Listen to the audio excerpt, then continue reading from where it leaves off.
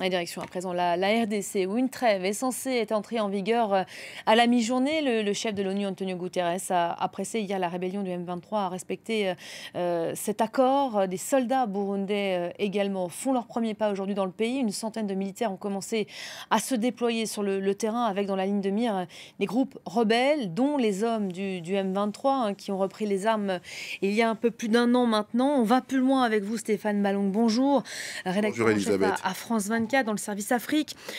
Il y a des tirs qui ont été entendus depuis l'entrée en vigueur de ce cessez-le-feu. Alors déjà, quelles sont les nouvelles du terrain et puis que prévoit précisément ce cessez-le-feu, cet accord aujourd'hui? Alors, faisons-le en deux temps si vous voulez. Commençons par ce qui se passe là en ce moment même. Il faut rester très prudent. Hein. On a discuté, on a échangé avec nos correspondants sur place. La situation reste confuse. Ce matin, il y avait un semblant d'accalmie. Hein. On n'avait pas entendu de tir. Et puis, selon certaines sources, à partir autour de midi, juste avant l'entrée en vigueur justement de ce cessez-le-feu, des coups de feu ont été entendus, des affrontements. On ne sait pas qui serait à l'origine de ces nouveaux affrontements. Ce qu'il faut dire aussi, c'est que ce matin, pour la première fois depuis le début de cette crise et toutes les initiatives diplomatiques qui ont été mises en place pour amener la paix dans cette région de la RDC.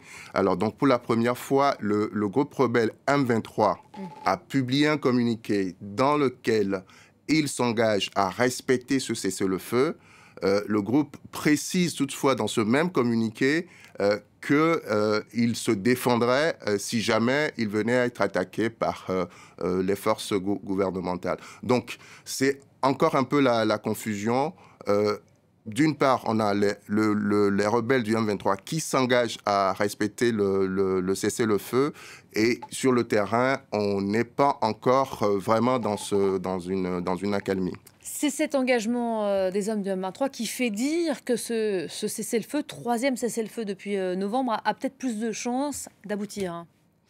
Oui, c'est cet engagement. Et puis, si vous vous en souvenez, samedi, lors de son passage, de son étape à Kinshasa, dans la tournée que le président français a effectuée récemment en Afrique, Emmanuel Macron disait qu'il a parlé aux principaux protagonistes de cette crise. On entend le président rwandais Paul Kagame, le président congolais Félix Tshisekedi, chez qui il était.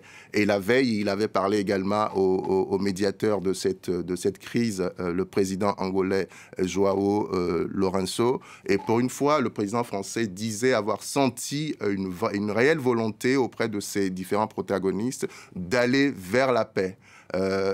Il a signalé également que le nouveau dispositif qui est prévu depuis le dernier sommet de l'UA à Addis Abeba prévoit un mécanisme qui permet de suivre de près ce processus, de savoir qui respecte et qui ne respecte pas ce nouveau processus. Et le président français n'a pas, pour la première fois, justement, à parler de sanctions, ce qu'attendaient les Congolais, justement, ce qui signifie que lorsque les vérifications seront faites et quand on s'apercevra qu'il y a une des parties qui ne respecte pas ses engagements, on n'exclut pas de prendre des décisions de sanctions dans ce cas-là. Voilà, alors que des effectifs, on le rappelle, ont commencé à être déployés sur le terrain. On apercevait derrière vous les hommes du Burundi arrivés ces dernières heures sur le terrain. Merci beaucoup Stéphane, merci pour le décryptage. Fin de cette édition, merci à vous de l'avoir suivi.